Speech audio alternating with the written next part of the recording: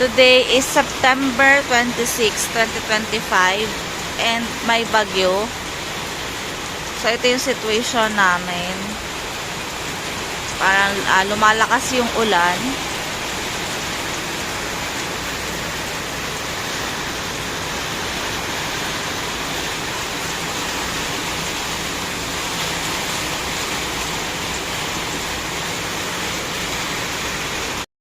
So ayan, sa balita ay signal number 3 pala kami, San Pablo, part ng signal number 3. Ayan, sobrang lakas na ng ulan.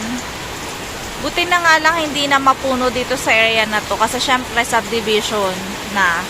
Hindi, ayan, dun sa likod medyo mapuno. Dito yung ulan yung mararamdaman. And thankful ako kasi kahit maulan may bumibili pa rin sa amin. Hindi kami makapag-deliver. Malakas na yung ulan. So, ingat sa lahat.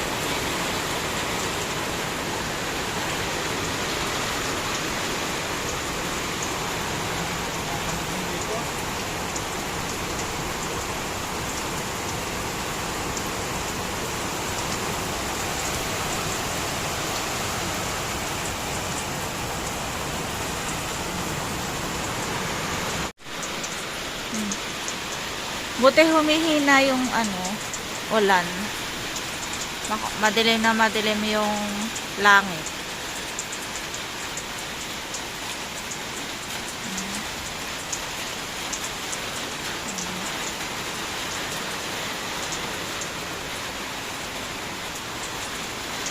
Sobrang madilim.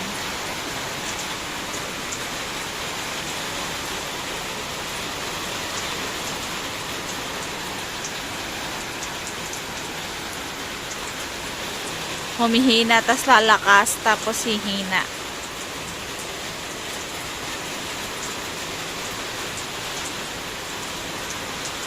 Ang bahay.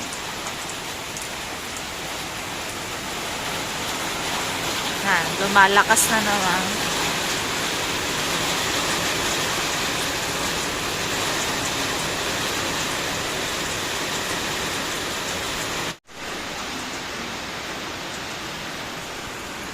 Minsan parang kumukulog, kidlat. Pero wag naman na sana lumakas pa kahit signal number 3 kami.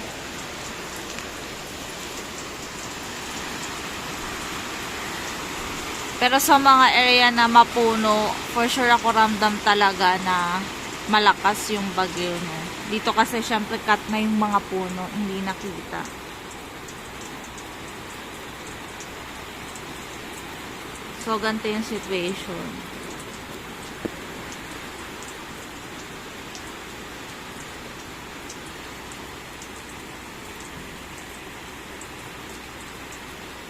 Sana umalis na yung bagyo.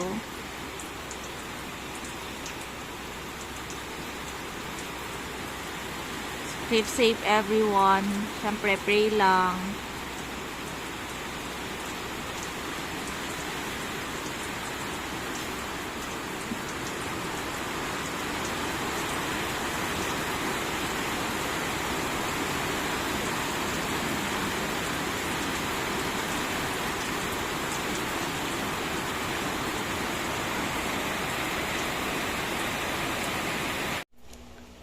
So, ayan, 9:28, nagliliwanag na. Sana tuloy-tuloy or baka mamaya ulan ulit. Pero at least, diba, tumitila. Sa inyo, kamusta ang sitwasyon, guys?